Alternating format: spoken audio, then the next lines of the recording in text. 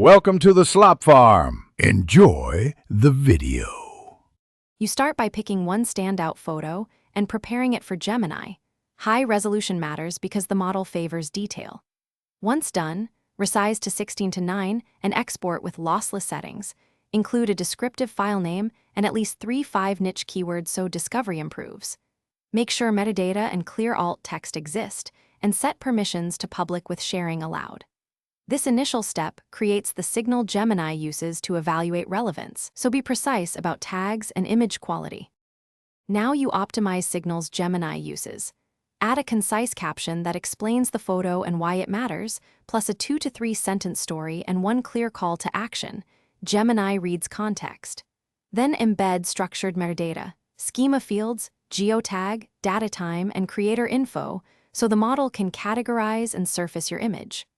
Once uploaded, engage immediately. Reply to early comments and cross-post to 2 or 3 platforms during peak hours to amplify interaction, which boosts Gemini's ranking signals. Finish by amplifying reach. Prompt engagement with a direct question, pin the best comment, and use 1 or 2 tightly relevant hashtags to help discovery. These micro-actions increase attention, which Gemini weights.